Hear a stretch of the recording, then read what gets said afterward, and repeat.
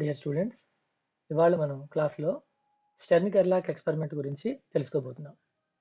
Previous క్లాస్లో వేరువేరు పరమాణు నమూనాల గురించి, ఆ తర్వాత సదిశా పరమాణు నమూనా ముఖ్యాంశాలు, ఆ తర్వాత సదిశా నమూనా ఎందలి వేరువేరు క్వాంటం సంఖ్యల గురించి మనం నేర్చుకున్నాం.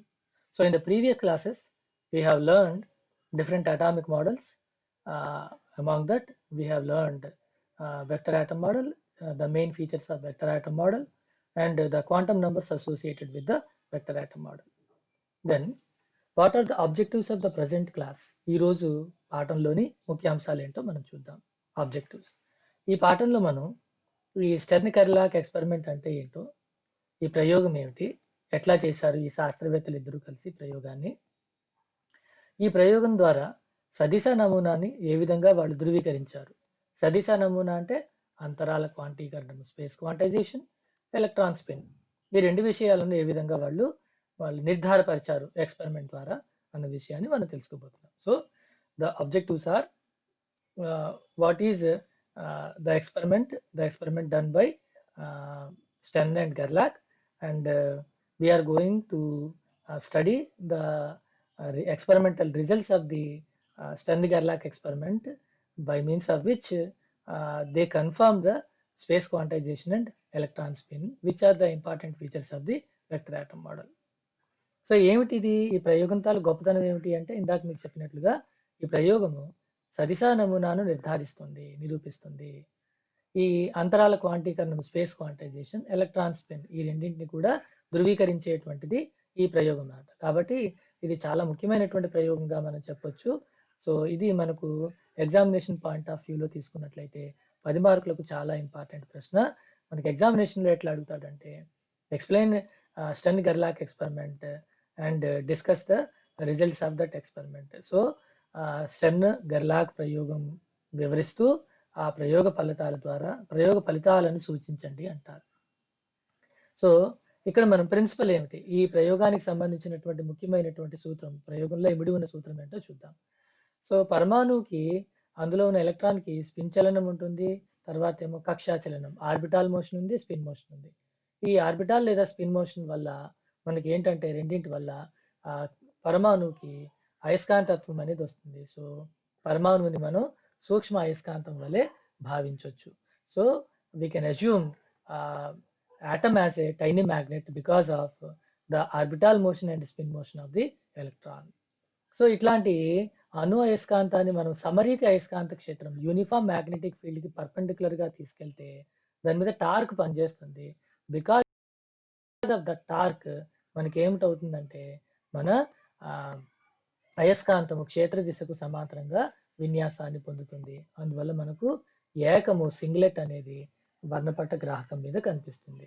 So when tiny atomic magnet is passed through uniform magnetic field perpendicular to the field direction, then this atomic magnet experiences torque due to external field, and it align in the direction of the external magnetic field, so that a singlet will be observed on the photographic plate.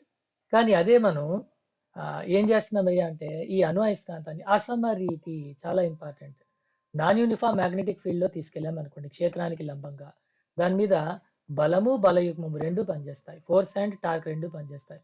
అందువల్ల భ్రమణం చెందుతుంది, తర్వాత విచలనాన్ని పొందుతుంది. భ్రమణము విచలనం ఈ రెండింటి వల్ల ఏమవుతుందంటే మనకు అది వక్ర మార్గంలో ప్రయాణం చేస్తుంది. సో ఎప్పుడైతే when a tiny atomic magnet is passed through non-uniform magnetic field perpendicular to the direction of the magnetic field, then it not only experiences torque but also force, unbalanced force.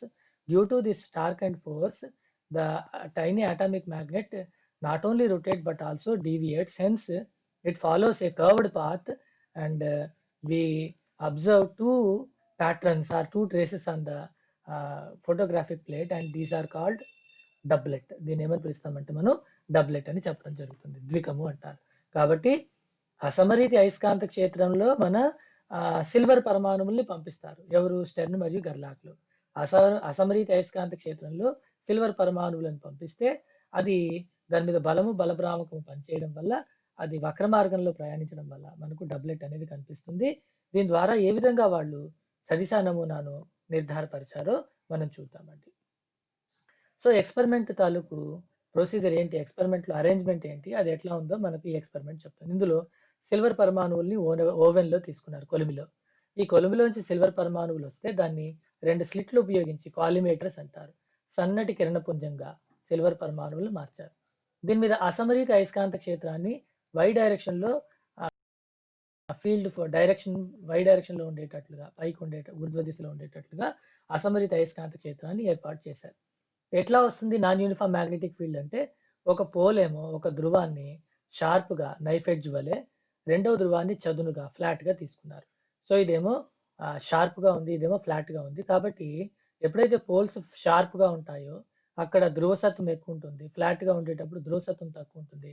కాబట్టి ఈ direction లో మనకు magnetic field strength అనేది ఇక్కడ ఎక్కువ ఉంది, ఇక్కడ తక్కువ ఉంది. కాబట్టి నాన్ యూనిఫామ్ మ్యాగ్నెటిక్ ఫీల్డ్ అనేది ఏర్పడుతుంది రెండింటి మధ్యలో.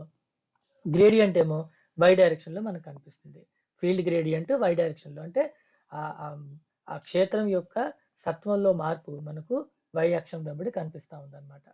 సో ఎప్పుడైతే ఈ నాన్ యూనిఫామ్ మ్యాగ్నెటిక్ ఫీల్డ్ లో మనకు సిల్వర్ పరమాణువులు ప్రయాణం చేస్తున్నాయో, ఆ సిల్వర్ పరమాణువుల్లో కొన్ని స్పిన్ అప్, కొన్ని స్పిన్ డౌన్ మనకు ఉంటాయి. అందులో ఏం జరుగుతుందంటే విన్యాసాలు పొందుతాయి, అవి 2 రకాలైనటువంటి విన్యాసాలు పొందుతాయి. సో ఇక్కడ ఎప్పుడైతే నాన్ యూనిఫామ్ మ్యాగ్నెటిక్ ఫీల్డ్ అవి ప్రయాణం చేశాయో, అవి 2 రకాలుగా 2 పార్ట్ల కింద అది విడిపోయి మనకి ఏమిటి ఇస్తుంది అంటే ఒక డబ్లెట్ అనేటువంటిది వర్ణపట గ్రాహకం మీద ఏర్పడుతుంది. సో స్పిన్ అప్ యాటమ్స్ అన్ని కూడా మనకు పైన ఈ విధంగా ట్రేస్ ఏర్పరిస్తే, స్పిన్ డౌన్ యాటమ్స్ అన్ని కూడా క్రిందికి మనకు ఇట్లా ట్రేస్ ఏర్పరుస్తాయి. అందువల్ల మనకు డబ్లెట్ అనేది కనిపిస్తుంది. సో ఈ ప్రయోగం చూద్దామండి ఎట్లా ఉందో. సో కొలిమి నుండి సిల్వర్ పరమాణువులు సన్నని చీకగా ప్రయాణం చేశాయి. అసమరీత అయస్కాంత క్షేత్రానికి లంబంగా ప్రయాణం చేస్తున్నాయి. ఒక ధ్రువాన్ని సూదిగా, ఒక ధ్రువాన్ని చదునుగా ఉండడం వల్ల అసమరీత అయస్కాంత క్షేత్రాన్ని పొందాము. ఈ అసమరీత అయస్కాంత క్షేత్రంలో సిల్వర్ పరమాణువులు పంపించారు, ఎందుకంటే అందులో ఒంటరి 4s ఎలక్ట్రాన్ ఉంది. ఒంటరి ఎలక్ట్రాన్ ఉండడం వల్ల పరమాణువుకు అయస్కాంతత్వం అనేది లభిస్తుంది.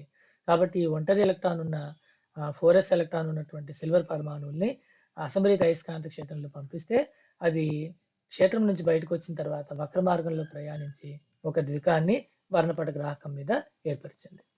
సో ఇప్పుడు థియరీ ఏమిటి, ఈ వర్ణపట గ్రాహకం గుండా మనకు మీద 2 లైన్స్ కనిపించాయి. ఈ 2 లైన్స్ ట్రేసెస్ మధ్యలో ఉన్నటువంటి డిస్ప్లేస్మెంట్, మన సిల్వర్ పరమాణు పొందిన డిస్ప్లేస్మెంట్ లేదా ఈ రెండింటి మధ్యలో అంతరము ఎంతో మనం ఈ థియరీ ద్వారా, సిద్ధాంతం ద్వారా తెలుసుకుందాం. సో ఇక్కడ విచలనానికి సమీకరణాన్ని మనం ఉత్పాదిస్తున్నాం.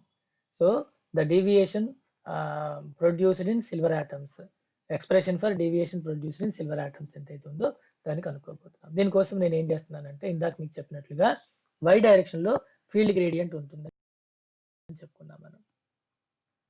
ఇగో ఈ వై డైరెక్షన్ లో ఇక్కడ ఫీల్డ్ తక్కువగా ఉంది, ఇక్కడ ఫీల్డ్ ఎక్కువగా ఉంది. సో వై డైరెక్షన్ లో కింద నుంచి పైకి పోతున్న కొద్దిగా ఫీల్డ్ స్ట్రెంగ్త్ పెరుగుతుంది. కాబట్టి వై డైరెక్షన్ లో నేను ఫీల్డ్ పెరుగుతా ఉంది, దాన్ని do B by do Y కింద రాసుకున్నాను. Do B by do Y అంటే అయస్కాంత అయస్కాంత ప్రవణత అంటారు, ప్రవణత గ్రేడియంట్, మ్యాగ్నెటిక్ ఫీల్డ్ గ్రేడియంట్. ఇక్కడ అయస్కాంత ప్రేరణ బి అంటాను. మరి ఇప్పుడు ఈ పాయింట్ దగ్గర అయస్కాంత ప్రేరణ బి ఉంటే పైకి వెళ్తున్న కొద్దిగా ఈ ప్రేరణ అనేది పెరుగుతూ ఉంటుంది. మరి ఈ పాయింట్ దగ్గర ఎంత ఉంటుందో మనం క్యాలిక్యులేట్ చేద్దాం. దానికోసం సిల్వర్ ఆటం తాలూకు లెంగ్త్ ని ఎల్ అనుకున్నాను, దీని పోల్ స్ట్రెంగ్త్ ధ్రువసత్వాన్ని పి అనుకున్నాను. సో సిల్వర్ ని చిన్న మ్యాగ్నెట్ అనుకుంటే దాని లెంగ్త్ ఎల్, దాని ధ్రువసత్వం పి. ఇది నార్త్, ఇదేమో సౌత్ పోల్ దక్షిణ ధ్రువము, ఇదేమో నార్త్ పోల్ ఉత్తర ధ్రువం అనుకుందాం. ఇది ఎల్ అనుకుందాం. ఇది ఫీల్డ్ తో చేస్తున్న యాంగిల్ తీటా అనుకున్నాను. సో ఫీల్డ్ తో చేస్తున్న యాంగిల్ తీటా అనుకున్నట్లయితే ఇది ఎల్, కాబట్టి ఈ పొడవు ఏదైతే ఉందో ఇది ఎల్ కాస్ తీటాకి సమానం అవుతుంది. అంటే బి నుంచి నేను ఎంత దూరం పోయాను, ఎల్ కాస్ తీటా దూరం నిటారుగా పోతే నాకు ఇక్కడ నార్త్ పోల్ కనిపిస్తుంది. కాబట్టి ఇక్కడ ఫీల్డ్ స్ట్రెంగ్త్ ఎంత అంటే బి కంటే ఎక్కువ ఉంటుంది. బి కంటే ఎంత ఎక్కువ ఉంటుంది, బి ప్లస్ ప్రవణత, అయస్కాంత ప్రేరణ ప్రవణత do B by do Y into దూరము ఎల్ కాస్ తీటా. సో ఇక్కడ ప్రేరణకు సమీకరణం B plus do B by do Y into L cos theta, ఇక్కడ ప్రేరణ ఏమో బికి సమానం. కాబట్టి ఈ ధ్రువం మీద పనిచేస్తున్న బలము, ఈ ధ్రువం మీద పనిచేస్తున్న బలం ఎంత? సో అయస్కాంత ధ్రువం మీద బలం కావాలంటే ధ్రువసత్వము ఇంటూ అయస్కాంత ప్రేరణ చేస్తాం.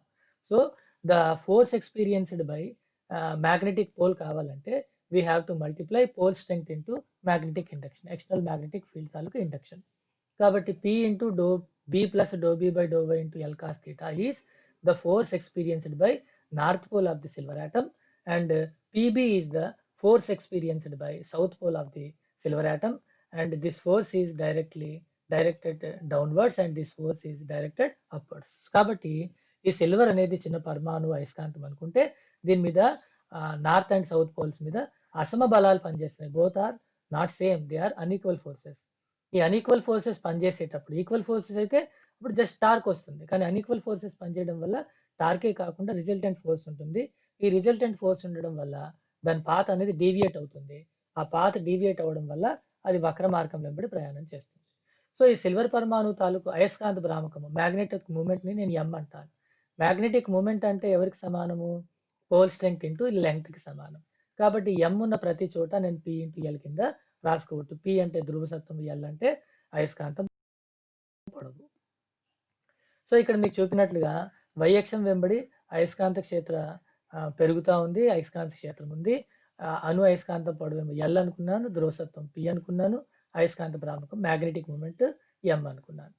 మరి అయస్కాంత క్షేత్రంతో మన ఎల్ వెక్టర్ అనేది ఎంత కోణం చేస్తుంది? తీటా కోణం చేస్తుందని మనం అనుకున్నాం. కాబట్టి ఉత్తర ధ్రువం మీద పనిచేస్తున్న బలము P plus B into do B by do Y into L cos theta.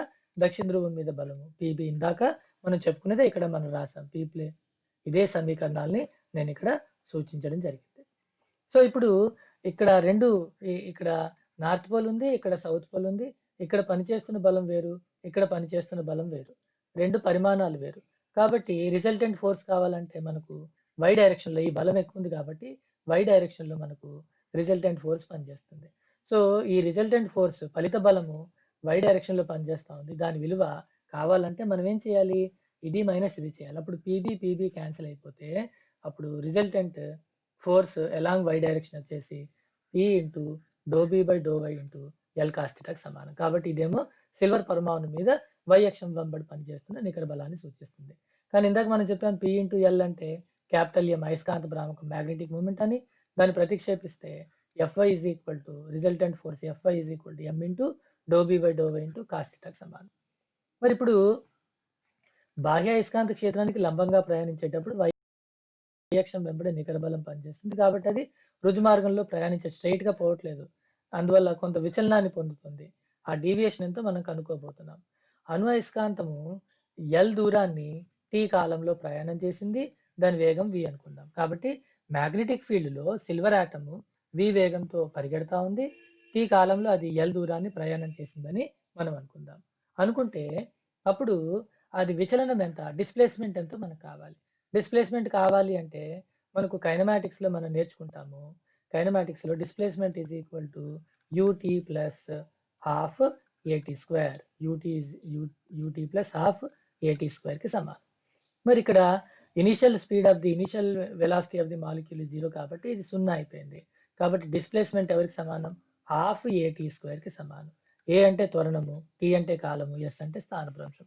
కాబట్టి ఈ స్థానభ్రంశం లేదా విచలనం ఏదైతే సిల్వర్ పరమాణువు పొందిందో వై డైరెక్షన్ లో, దాని డివై అనుకుంటే ఈ సమీకరణం నుంచి 1/2 ఏవై టీ స్క్వేర్ కి సమానం. ఏవై అంటే వై దిశలో పనిచేస్తున్న బలం వల్ల సిల్వర్ పరమాణువుకు లభించిన త్వరణము, దాని ఏవై కింద నేను రాసుకున్నాను. కాబట్టి S is equal to half ఏటీ స్క్వేర్ ఫార్ములా నుంచి DY is equal to half AY T square కింద రాసుకున్నాం. దాన్ని ఈక్వేషన్ 1 అనుకుందాం. ఇప్పుడు సిల్వర్ పరమాణు ద్రవ్యరాశి ఎం అనుకున్నట్లయితే Newton's law F is equal to MA నుంచి మనకు యాక్సలరేషన్ కావాలంటే ఫోర్స్ బై మాస్. కాబట్టి వై డైరెక్షన్ లో మనకు యాక్సలరేషన్ వచ్చింది, కాబట్టి acceleration along Y direction is equal to F by M రాశాను. ఇక్కడ కాలం ఏమో టీ అనుకున్నాను. ఈ టీ కాలంలో వి వేగంతో ఎల్ దూరాన్ని ప్రయాణం చేస్తే time T is equal to length by velocity, కాబట్టి కాలం T is equal to L by విగా రాసుకోవచ్చు. ఈ ఏవై విలువను టీ విలువను సమీకరణం 1 లో ప్రతిక్షేపిస్తే విచలనానికి సమీకరణం నాకు ఇట్లా వచ్చింది. కాబట్టి 1/2 ఎఫ్ఐ బై ఎం అంటే ఏవై బదులుగా ఎఫ్ఐ బై ఎం పెట్టాను, టీ బదులుగా ఎల్వై బి కూర్చోబెడితే నాకు ఈ సమీకరణం వచ్చింది. This is the expression for deviation produced in the silver atom. కానీ ఎఫ్ఐ విలువ నాకు తెలుసు, ఆల్రెడీ మనం కనుక్కున్నాం. ఎఫ్ఐ విలువను మనం కనుక్కోవడం జరిగింది. ఎంత ఎఫ్ఐ విలువ M into do B by do Y into cos థీటాకి సమానం. అదే విలువని ఇక్కడ నేను ప్రతిక్షేపించాను అనుకో, అప్పుడు ఎఫ్ఐ విలువని ఇక్కడ ప్రతిక్షేపిస్తే డివైకి ఈక్వేషన్ ఇట్లా వస్తుంది. So this is the final expression. So మనకు సిల్వర్ పరమాణువు అసమరిత అయస్కాంత క్షేత్రంలో క్షేత్రానికి లంబంగా ప్రయాణించేటప్పుడు అది బలము బలభ్రామకాన్ని పొందడం వల్ల అది వక్ర మార్గాన్ని అనుసరిస్తుంది. అందువల్ల స్పిన్ అప్ ఉన్నటువంటి యాటమ్స్ అని పైకి, స్పిన్ డౌన్ ఉన్న యాటమ్స్ అని కిందకి ప్రయాణం చేయడం వల్ల మనకు 2 ట్రేసెస్ అనేవి అక్కడ కనిపిస్తా ఉన్నాయి. అక్కడ మన వర్ణపట గ్రాహకం మీద 2 ట్రేసెస్ అనేవి కనిపిస్తున్నాయి. ఈ ఇద్దరి మధ్యలో విచలనము, డీవియేషన్, అదే డివైని చూపిస్తుంది. ఆ డివైకి ఎక్స్ప్రెషన్ ఇదనమాట. సో సిద్ధాంతం పరంగా డివై విలువను ఈ సమీకరణం చూపించింది. సిద్ధాంత పరంగా కనుక్కున్నారు. ప్రాక్టికల్ గా ఈ 2 లైన్స్ మధ్యలో సపరేషన్ కనుక్కున్నారు స్టెర్న్ అండ్ గెర్లాక్లు. ఆ 2 విలువలు సరిపోవడం ద్వారా మనకు ఈ స్టెర్న్ గెర్లాక్ ప్రయోగం అనేది సదిశ నమూనాను ఎక్స్పెరిమెంటల్ గా వెరిఫై చేసింది. కాబట్టి ప్రయోగ నిర్ధారణ చేసింది. మనకు ఎగ్జామినేషన్ లో ఇండైరెక్ట్ గా అడుగుతాడు question. Write the experiment, explain the experiment that confirms the vector atom model. సదిశ నమూనాను నిర్ధారపరిచే ప్రయోగాన్ని వివరించండి అంటాడు. దానికి ఆన్సర్ మరేంటో కాదు, ఈ స్టెర్న్ గెర్లాక్ ఎక్స్పెరిమెంటే మనం రాయాల్సి ఉంటుంది. సో ఇక్కడ ఎక్స్పెరిమెంటల్ రిజల్ట్స్ లేదా మనకు కన్ఫర్మేషన్ ఎట్లా వచ్చింది, ఇంపార్టెంట్ ఫీచర్స్ చెప్పుకున్నాం. అంతరాల క్వాంటీకరణం, స్పేస్ క్వాంటైజేషన్ ఎలా ఎక్స్ప్లెయిన్ చేస్తాము ఈ ప్రయోగం ద్వారా చూద్దాం. According to vector atom model మనకి ఏంటంటే పరమాణువుని తీసుకెళ్లి అయస్కాంత క్షేత్రంలో కూర్చోబెడితే జే వెక్టార్ అనేది అయస్కాంత క్షేత్రం చుట్టూ ప్రెసిస్ అవుతా ఉంటుందని నేర్చుకున్నాం. సో ఈ జే వెక్టార్ అనేది అయస్కాంత క్షేత్రం మీద చేస్తున్నటువంటి ప్రొజెక్షన్ అనేది ఎంజేకి సమానం.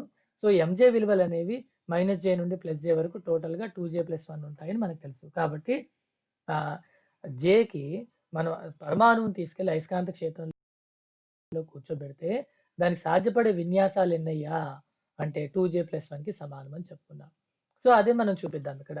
సిల్వర్ పరమాణువులో వ్యాలెన్స్ ఎలక్ట్రాన్ 4s ఎలక్ట్రాన్ అన్నాం. 4s ఎలక్ట్రాన్ అంటే s స్థాయిలో ఎలక్ట్రాన్ ఉంది కాబట్టి దాని L విలువ 0. ఒక ఎలక్ట్రాన్ కి s is equal to half. కాబట్టి J విలువ L+s అంటే 1/2 కి సమానం. కాబట్టి సాధ్యపడే MJ విలువ విన్యాసాల సంఖ్యను చెప్తుంది అని చెప్పుకున్నాం. MJ అంటే అయస్కాంత క్షేత్రంలో సాధ్యపడే విన్యాసాల సంఖ్య. సో Jకి సాధ్యపడే విన్యాసాల సంఖ్య 2j+1 కి సమానం.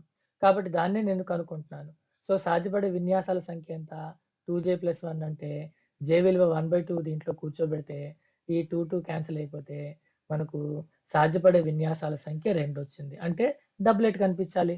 అక్కడ మనకు అదే రకంగా డబ్లెట్ కనిపించింది. స్పిన్ అప్ అన్ని కూడా పైకి మనకు ఫోటోగ్రాఫిక్ ప్లేట్ మీద ట్రేస్ ఏర్పరిచాయి.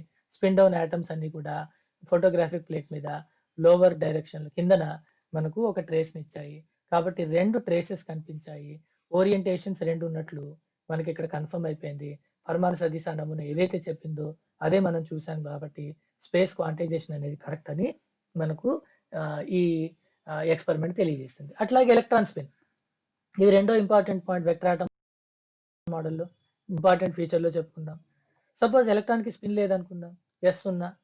ఇక్కడ ప్రయోగంలో సిల్వర్ ఆటమ్ తీసుకున్నాను, ఎస్ స్థాయిలో ఉంది వేలెన్సీ ఎలక్ట్రాన్.